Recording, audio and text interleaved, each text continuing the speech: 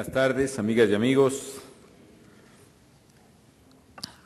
Muy estimado señor Itaru Koeda, presidente del Comité Empresarial Japón-México del Keidanren, bienvenido a México. Muy excelentísimo señor Masaki Ono, embajador de Japón en México, muchas gracias. Mi estimado licenciado Valentín Díez Morodo, presidente del Consejo Empresarial Mexicano de Comercio Exterior, el COMCE. Mi estimado ingeniero Enrique Zambrano Benítez, presidente del Comité Empresarial México-Japón del COMCE, muy distinguidos integrantes de la mesa de honor, muy distinguidos invitados especiales, muy distinguidos invitados empresarios mexicanos y japoneses, y en particular, muchas gracias a todos ustedes por estar aquí en México, amigas y amigos. Es un honor participar en la celebración de esta 29ª reunión plenaria del Comité Empresarial México-Japón, del Consejo de Comercio Exterior, Inversión y Tecnología, el COMCE, y la Federación de Industrias de Japón, Nippon Keidanren.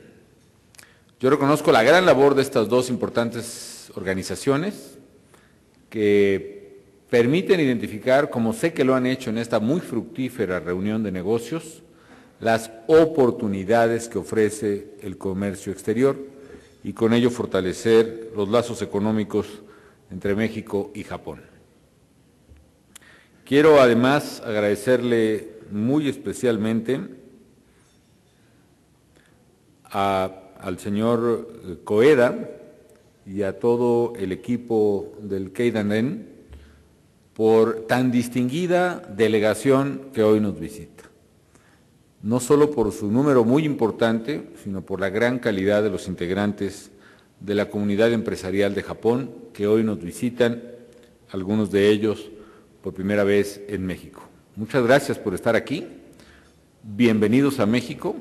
Les hemos preparado además un clima muy especial para que se den un sabor acerca del clima mexicano. Quiero además decirles que su presencia es un símbolo de la gran amistad que une a nuestros pueblos. México y Japón son, además de socios comerciales muy importantes, son dos países cuyas economías se complementan entre sí. Diríamos que estamos hechos los unos para los otros. Y por eso el intercambio comercial durante la última década ha crecido notablemente con un gran dinamismo. Japón es una economía con un alto nivel de desarrollo, intensiva en capital, intensiva en desarrollo tecnológico, y Japón es una economía desarrollada, intensiva en capital y alto nivel tecnológico, y México es una economía en desarrollo, intensiva en mano de obra, con un alto nivel de crecimiento económico. Los productos que hace Japón, los bienes y servicios que vende, son particularmente importantes para los mexicanos y viceversa. Los bienes y servicios de los mexicanos se adaptan perfectamente a las necesidades de los consumidores en Japón y en todo el mundo. Nos da gusto saber que Japón es el cuarto socio comercial más importante de México, el segundo socio comercial más importante en Asia, y a su vez México es el tercer socio comercial de Japón en América Latina. Todo esto se ha potenciado, ha crecido por la firma del Acuerdo de Asociación Económica que pusieron en marcha nuestros países en el año 2005. Y qué bueno que así fue el primer acuerdo comercial de Japón con un país de las Américas y ha sido un instrumento clave para promover la apertura de nuestros mercados y expandir las inversiones entre nuestros países. Voy a hablar un poco básicamente de temas económicos. Me quedarán seguramente algunos pendientes que pueden ser de su interés y a los que ya ha hecho alusión el señor Koeda. Pero para no dejar ningún tema pendiente, al final de mi intervención abriré, por si lo hubiera, algunas preguntas que ustedes, distinguidos visitantes o nuestros amigos empresarios mexicanos, quisieran plantear y las responderé con muchísimo gusto. Decía que a partir de la entrada en vigor de este acuerdo, el intercambio comercial entre México y Japón ha crecido más del 45%. Las exportaciones de productos mexicanos a Japón han aumentado más de 60% y las exportaciones de productos japoneses han crecido hacia México más del 40%. No es una sorpresa, por lo menos para aquellos que sabemos que el comercio brinda oportunidades para todos, que más que pensar que el comercio internacional cuando se amplía implica que unos ganen y otros pierdan, el comercio internacional cuando se amplía implica que todos ganen, independientemente de que haya costos marginales en algunos jugadores. Las ganancias del comercio son ganancias que generan bienestar para todos los que comercian.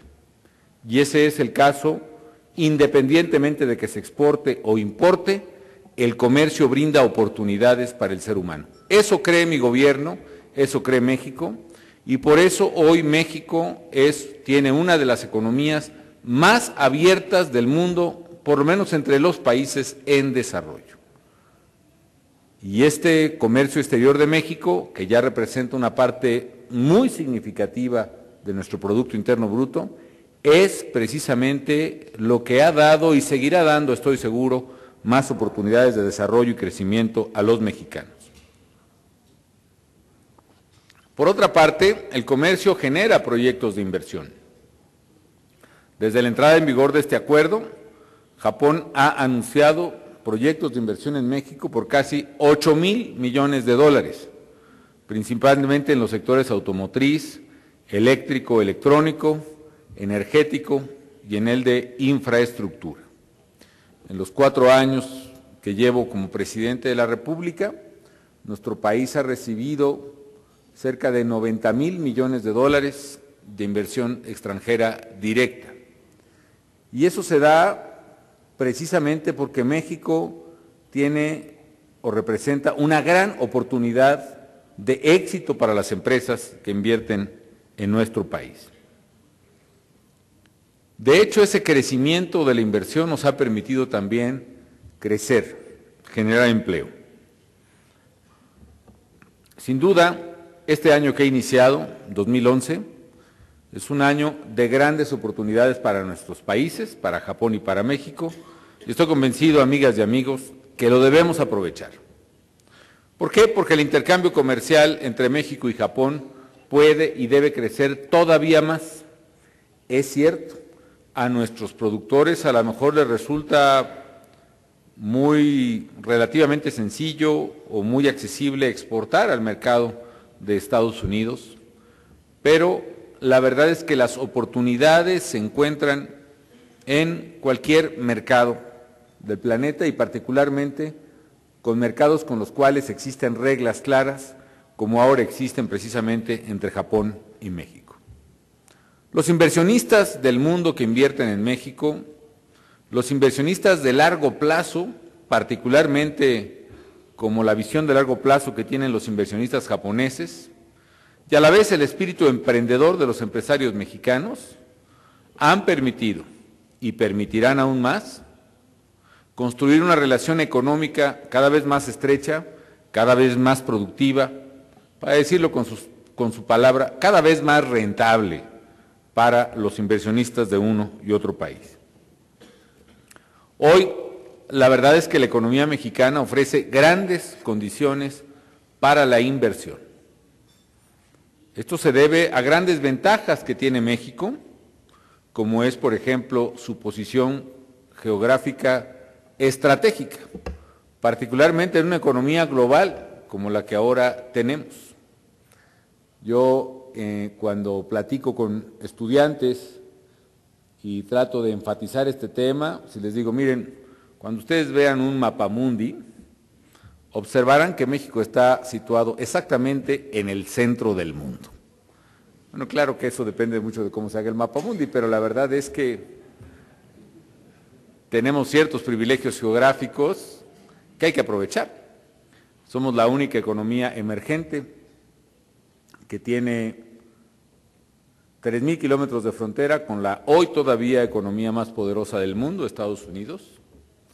Somos un país orgullosamente latinoamericano, pero a la vez el único latinoamericano que está ubicado en Norteamérica geográficamente. Tenemos casi 10,000 kilómetros de litorales que nos conectan por mar con las poderosas economías asiáticas, como Japón, pero a la vez con Europa y con ambas costas de Estados Unidos, Canadá y de toda América Latina, con lo cual México se vuelve una plataforma fundamental para el comercio internacional.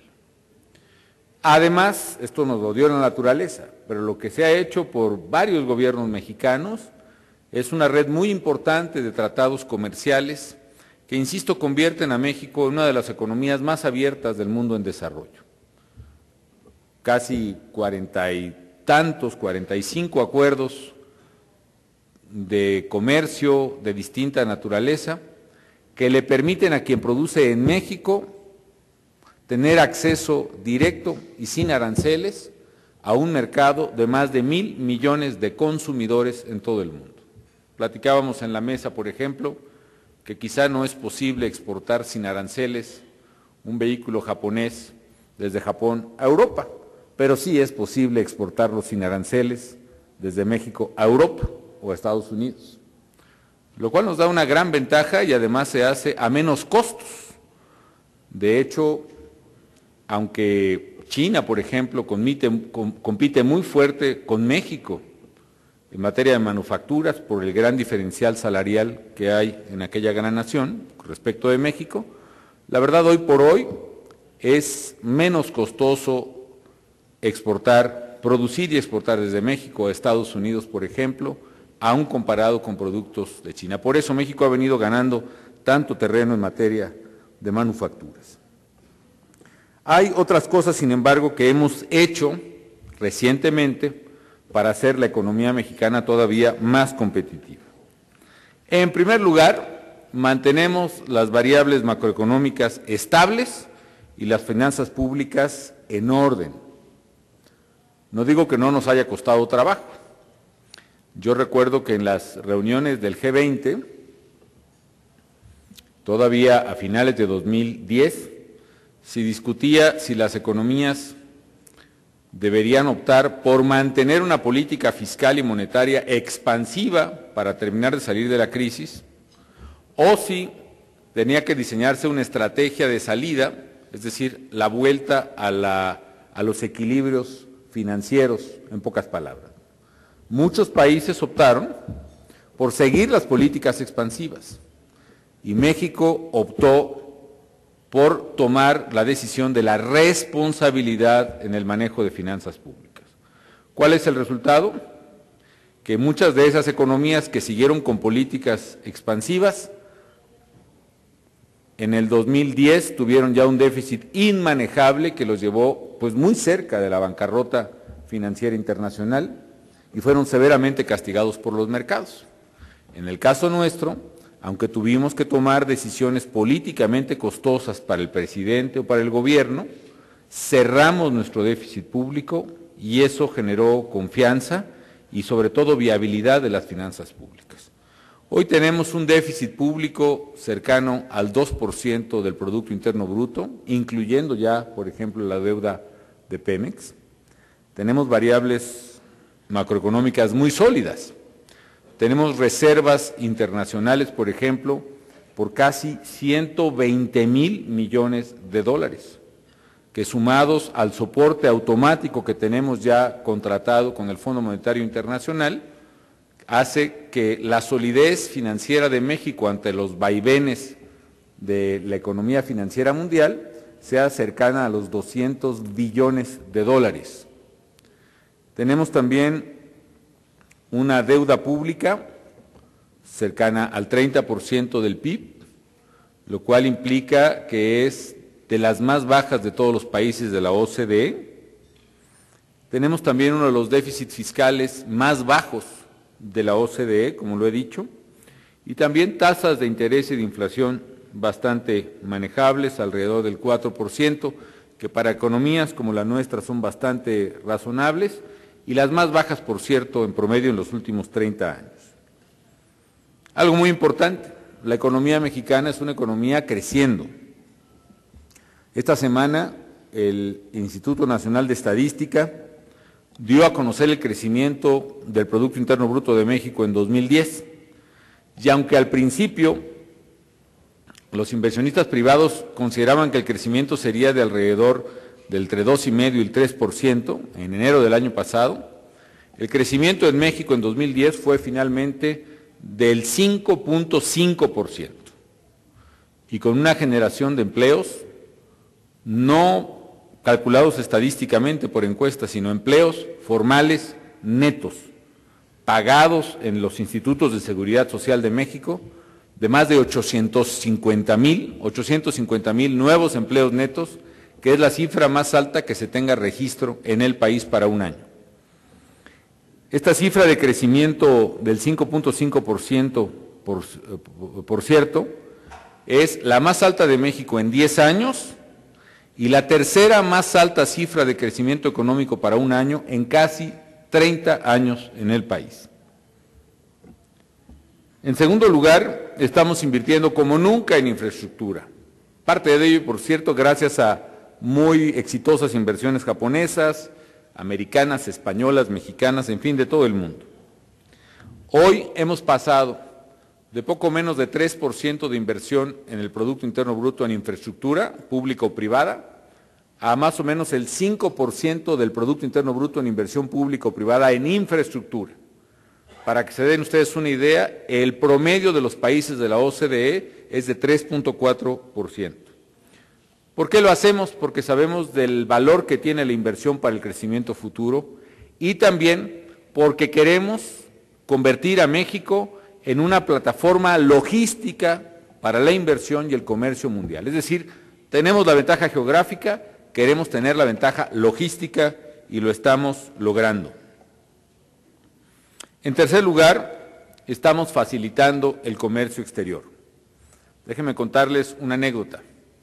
En las reuniones del G20 que tuvimos alrededor de la crisis, siempre al final, en la declaración final, se hacía un exhorto enérgico de todos los países a evitar las prácticas proteccionistas que obstaculizan el comercio mundial. Y al día siguiente, pues casi 15 de los 20 países que participábamos ponían barreras arancelarias o no arancelarias en su comercio exterior, ¿no? México no lo hizo así. México redujo incluso en medio de la crisis, fines de 2008, principios de 2009, el arancel promedio de casi 12% a alrededor del 5% para el año pasado y menos de 5% para este año 2010. Y el resultado es que las empresas que invierten en México pueden adquirir insumos de alta calidad y a mejor precio en cualquier parte del mundo, con lo cual las empresas se volvieron más competitivas todavía. En cuarto lugar, estamos trabajando para hacer del gobierno un aliado efectivo de los inversionistas. Por ejemplo, hemos puesto en marcha un proceso de tala regulatoria que nos permitió el año pasado eliminar más de 15,000 normas o reglamentos o circulares del gobierno que obstaculizan la actividad económica. O sea, borramos cerca de 2,000 trámites innecesarios en la Administración Federal. Otra es que hemos profundizado los esfuerzos para reducir los costos de transacción del sector productivo. Esto va desde facilitar el pago a las pequeñas y medianas empresas hasta el acceso sin tanto trámite burocrático, sin tanto sello rojo, digamos, a los productos importados, como por ejemplo los productos electrónicos, incluyendo los productos japoneses. En quinto lugar, estamos invirtiendo en la gente, en lo que se llama capital humano, que yo prefiero llamarle valor humano. No solo tenemos una fuerza laboral joven, la edad promedio de México es 27 años de edad, lo cual nos da un bono demográfico extraordinario, sino que además la estamos capacitando cada vez mejor. En los 4 años de mi gobierno hemos abierto 90 nuevas universidades o institutos tecnológicos en el país y hemos ampliado otras 45 más de las ya existentes. De hecho, hemos realizado, entre pequeñas y grandes obras, cerca de 1.300 proyectos de ampliación universitaria de distinta escala. El resultado es que hoy se están graduando en México más de 90,000 ingenieros o técnicos cada año. Es decir, se están graduando en México hoy más ingenieros o técnicos que en Inglaterra o en Alemania, cada año. Lo cual nos da una gran fortaleza, ya no solo de manufacturas, de mujeres u hombres que atornillan la pieza de un avión, sino de jóvenes ingenieros que hoy diseñan y perfeccionan, por ejemplo, los motores, las turbinas General Electric del Airbus 380, por ejemplo, el avión más grande y más poderoso del mundo. Es decir, estamos cambiando de ser no solo una nación muy competitiva en mano de obra o en manufacturas, sino además muy competitiva en capacidad tecnológica y de desarrollo, es decir, no solo mano de obra, sino inteligencia en operación. En fin, amigas y amigos, estamos trabajando cada día por construir un país fuerte, como queremos que sea México, con una economía dinámica y competitiva. Como ya se dijo aquí por parte del señor Koeda, conmemoramos recientemente 400 años de la relación entre México y Japón. Creo que además de celebrar los 400 años que llevamos de tratarnos y conocernos, lo que ahora debemos celebrar y profundizar es los 400 años, o muchos más, estoy seguro, que nos hacen falta por tratarnos más, por comerciar más y por prosperar juntos entre México y Japón. Nuestra relación económica se ha dinamizado y sé que tiene un potencial mucho mayor al que ahora hemos logrado. Así que les agradezco mucho a ustedes, amigas y amigos japoneses, por estar en nuestro país. Conozcan el verdadero México, las extraordinarias ventajas económicas que colocan a nuestro país como la que probablemente será la 5ª o la 6ª economía más grande del mundo para mediados de este siglo XXI. Por eso les agradezco mucho su presencia, porque sé que con ella abriremos un nuevo capítulo de mayor prosperidad en la relación económica entre nuestros países. Muchísimas gracias y estoy a sus órdenes para sus preguntas.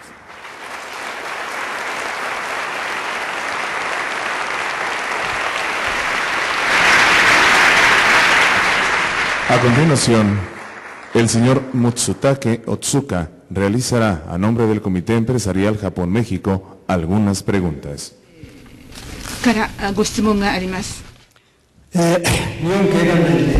Soy Otsuka, que soy vicepresidente del Consejo de Keidanren y presidente del Comité de Turismo y además presidente del East Japan Airlines Company.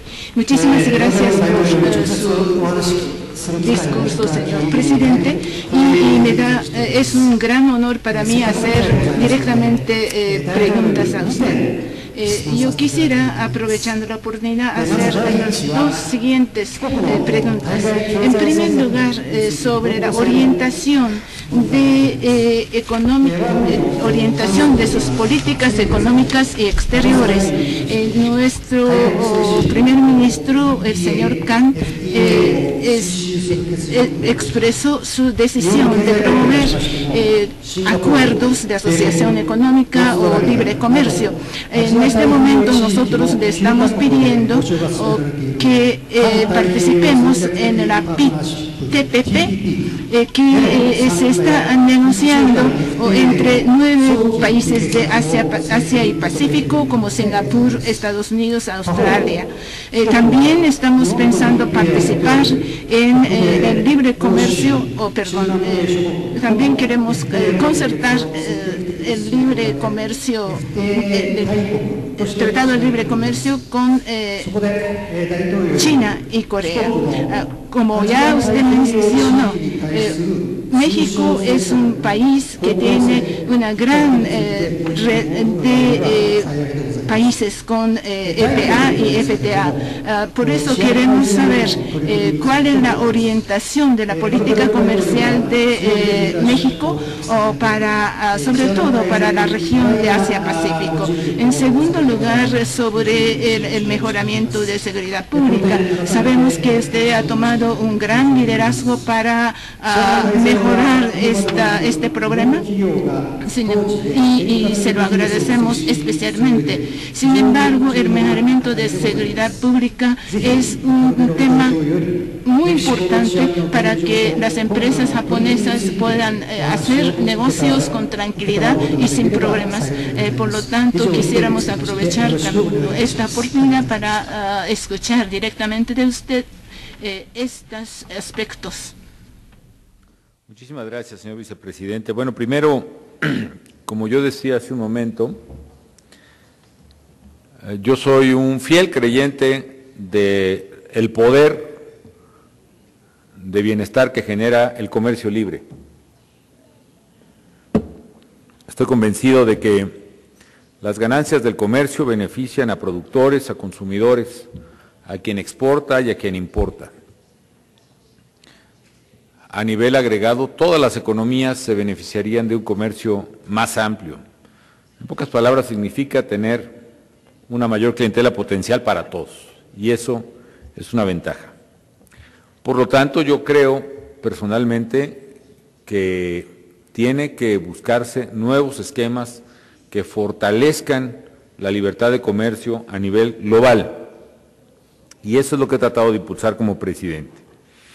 Ahora bien, hay por lo tanto, simpatizo yo con el TPT, este gran acuerdo comercial en la costa o en la cuenca del Pacífico, al cual se han sumado entusiasta y exitosamente algunos amigos nuestros latinoamericanos como Chile, y que les está yendo muy bien además.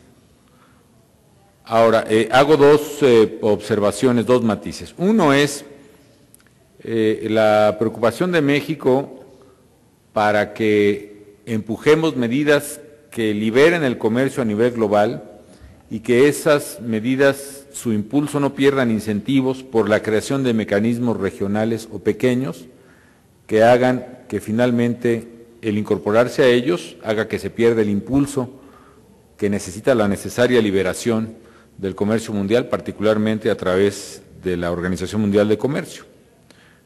No descarto el tema del TPT, pero matizo, como usted me lo preguntó, la orientación de la política diplomática y económica de México, porque nosotros queremos jerarquizar o priorizar el impulso al comercio global. Y el otro tema es lo que cualquier gobierno y presidente enfrenta en términos de las preocupaciones legítimas de algunos sectores o empresarios en el ámbito local. Pongo un caso. Hay ciertos productos agrícolas, por ejemplo, que en el caso de Japón incluso están protegidos, reservados o excluidos de nuestro acuerdo económico con Japón, básicamente por afectar a algunos productos muy sensibles, más que a la economía, la cultura del pueblo japonés quizá. En el caso de México también tenemos sectores que tienen esa preocupación acerca de mayores pasos en apertura comercial. Para mí la clave es hacer una política de educación o de información acerca de los beneficios del comercio global. Durante muchas décadas nuestro país, quizá muchos otros países, pero en el caso de México, todos fuimos educados en una cultura proteccionista, en una cultura de que había que proteger nuestra producción, de que había que salvarla de la competencia o de que la competencia representaba un peligro. Déjenme ponerles un ejemplo. Cuando se empezó a negociar en México el Tratado de Libre Comercio con Estados Unidos, las encuestas manifestaban que los mexicanos creíamos que nos iban a arrasar las empresas americanas a los pobres mexicanos, entre comillas. La verdad es que no fue así. El gran ganador del comercio libre entre Estados Unidos y México fue pues, México, pero más que México, México y Estados Unidos, porque hoy por hoy millones de trabajadores americanos dependen de las exportaciones americanas a México. Somos todos ganadores. El cambiar esa idea es el camino más claro para incorporarnos a nuevos esquemas de comercio libre, particular, sea a nivel global o sea incluso en la iniciativa de TPT, que a mí en lo personal me simpatiza y me interesa, pero quiero ser totalmente honesto con ustedes, enfrento, como cualquier gobernante, restricciones o resistencias de carácter interno que me parece que se pueden superar vía la información. Y por otra parte estoy convencido de que México tiene una gran ventaja, porque México es una economía que ya está abierta. No se trata de que nuestros empresarios los lancemos a la alberca a competir y que aprendan a nadar. Los nuestros nadan muy bien, tienen ya 20 años casi nadando en el comercio más abierto posible y son ganadores. México es una de las economías exportadoras más poderosas del mundo. De manera tal que yo estoy interesado en ampliar esos esquemas, porque para mí mercados como el de Nueva Zelanda, Australia, Japón, otros, son mercados que significan compradores para productos mexicanos. Como sé, por ejemplo, que en estas reuniones, a raíz de que hemos dialogado, han dialogado ustedes, habrá más compradores para la carne mexicana, para el cerdo mexicano, para el mango mexicano, para el aguacate mexicano, para muchas cosas. En segundo lugar, en el tema de seguridad pública, estamos haciendo un esfuerzo sin precedentes, porque quiero explicarle, tenemos una meta bien clara en mente. Queremos hacer de México un país de leyes. Un país, como dice nuestra Constitución, donde se cumpla la ley y se haga cumplir la ley.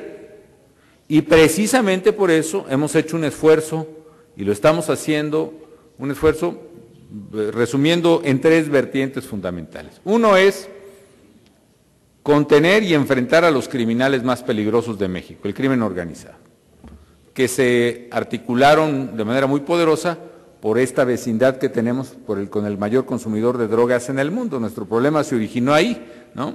Vivimos en un vecindario donde nuestro vecino es el que más drogas en el mundo consume y con la problemática de que todo el mundo quiere venderle esa droga a través de nuestra puerta o nuestra ventana, por eso nos complicó un poco la vida en el vecindario, ¿no? Pero estamos enfrentando el problema, estamos conteniendo a los criminales, estamos enfrentándolos, no sin costos. Yo creo que cualquier cosa que vale la pena tiene costos. Pero solo les doy una idea sobre este tema. Hace 2 años, menos de 2 años, mi gobierno publicó la lista de los 37 criminales más peligrosos de México, de todos los bandos criminales. En menos de 2 años hemos capturado o han fallecido resistiéndose a la autoridad 20 de esos 37 y vamos a completar la lista, que nos ha permitido debilitar a los grupos criminales y tenemos que hacerlo aún más. El segundo aspecto, quizá el más importante de todos, o más importante que el primero, es construir una nueva institucionalidad en México. Policías más fuertes, policías confiables, policías eficaces. Lo estamos haciendo ya a nivel federal, por eso he creado prácticamente una nueva Policía Federal que verdaderamente está ya a la vanguardia en capacidad tecnológica y operativa y que va a ser verdaderamente un gran activo del país. Lo que era hasta ahora un pasivo, la falta de policía confiable, se está convirtiendo a nivel federal en un gran activo, que tenemos una policía confiable y eficaz y cada día más fuerte. Y queremos hacer este mismo modelo en todos los estados de la República. Es decir, el día en que México haya policías confiables y eficaces en cada entidad, ese día México incluso va a ser una nación que tendrá un gran activo en su fortaleza institucional en materia de policía y de procuración de justicia. Y finalmente el tercer capítulo, más importante que los anteriores, es una política social que prevenga o que evite la comisión de delitos. Por eso estamos abriendo las oportunidades educativas. Por eso, a pesar del crecimiento demográfico tan explosivo de nuestros jóvenes en México, hemos logrado subir la cobertura universitaria del 24% al 30% a nivel universitario. A nivel de educación media superior, lo que es el bachillerato, el high school, digamos, hemos creado más de 800 nuevos centros educativos en 4 años. Y por eso, a través de oportunidades de educación, oportunidades recreativas, oportunidades de salud, algo muy importante, México, en el año 2000, solo 45 millones de mexicanos tenían acceso a algún sistema de salud público. Hoy tienen acceso casi 94 millones de mexicanos tienen ya acceso a un sistema de salud público, y eso nos permitirá llegar a la cobertura universal de salud antes de que yo termine la presidencia de la República, una meta que no han alcanzado muchos países en el mundo. Entonces, al abrir oportunidades de educación, de salud, de esparcimiento y obviamente de trabajo, donde juega un papel importante el crecimiento, es como verdad, aparte la prevención y tratamiento de adicciones que hemos intensificado en nuestro trabajo, es como vamos a ganar esta importante batalla por la seguridad pública en México. Terminaría de responder esta parte con dos comentarios. Uno, también es importante poner en proporción la problemática del país. Es cierto, las noticias sobre México son muy espectaculares y eso nos ha puesto desgraciadamente en el foco de la atención mundial y ha generado una distorsión o una percepción muy difícil para México que tenemos que revertir. Pero por darles una idea, ¿cómo se mide realmente los niveles de violencia o de inseguridad en el mundo? Uno puede ser la tasa de homicidios por cada 100,000 habitantes. Bueno, en México tenemos una tasa alta que es 14 homicidios por cada 100,000 habitantes, sí. Pero si uno observa las tasas de homicidio de la región en América Latina, por ejemplo, la tasa de homicidios en Jamaica es de más de 60, la tasa de homicidios en Honduras, El Salvador o Guatemala es de más de 70 por cada 100,000. La tasa de homicidios en Venezuela es de más de 50. Aún países ejemplares para nosotros. Por ejemplo, Colombia, que después de la muy exitosa gestión de mi amigo el expresidente Uribe, redujo su tasa de homicidios. Todavía Colombia hoy tiene una tasa de 38 homicidios por cada 100,000 habitantes. O Brasil, que es un país pues modelo para muchos. Brasil tiene una tasa de homicidios de 22 por cada 100,000 habitantes. O por ciudades, ¿no? Muchas de las ciudades en México sí son problemáticas. Algunas ciudades, por ejemplo Juárez, tiene problemas específicos que estamos arreglando, pero una gran cantidad de ciudades en México tienen índices de homicidios tan bajos o equivalentes a los de muchas ciudades de Europa, por ejemplo. De manera tal que hay que poner en perspectiva este tema. Incluso yo les decía, ciudades como el propio Washington D.C. tiene tasas de homicidios superiores a 40 homicidios por cada 100,000 habitantes. Y lo mismo en Estados Unidos puedo decir de Atlanta y puedo decir de Baltimore o de Nueva Orleans o de Pittsburgh y muchas otras que tienen tasas de homicidios mucho más altas que México. Pero evidentemente tenemos que trabajar mucho en el terreno de la información y la percepción. Y el segundo comentario y el último es, un inversionista que quiere inversiones fructíferas y estables en el largo plazo, pensando en México, de ver la problemática que hemos tenido, ¿cómo va a estar esa situación en el futuro? ¿Mejor o peor? Yo les aseguro que si mi gobierno no hubiera intervenido para luchar contra la criminalidad y reconstruir las instituciones y crear una política social preventiva del delito, seguramente las cosas estarían peor en el curso del tiempo, como se vinieron empeorando precisamente por la falta de acción a resolver este problema. Pero ahora que hemos tomado la iniciativa y que estamos construyendo eso para el futuro, independientemente de los costos de largo plazo, claramente en el futuro México será un país seguro, estable y con una gran fortaleza institucional y social en materia de combate a la delincuencia. Esa es verdaderamente la naturaleza del problema y eso es algo que ustedes deben de tomar en cuenta. Finalmente, cualquier empresa que invierta en México, de las que ustedes representan, cualquier requerimiento específico en materia de seguridad, mi gobierno tiene instrucciones a través del secretario de Economía aquí presente de atender personalmente esos requerimientos, porque queremos darles la certeza y la garantía de que invertir en México no solo es una buena decisión de negocio, sino también es una decisión segura para ustedes. Esa es mi respuesta, señor.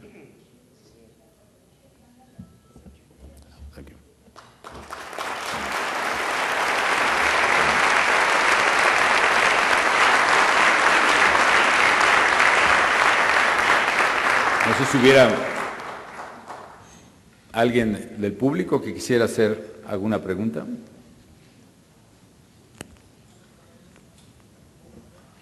Bueno, muy bien. Pues les agradezco muchísimo, diviértanse mucho en México, inviertan mucho en México y hagan mucho dinero en México. Muchas gracias.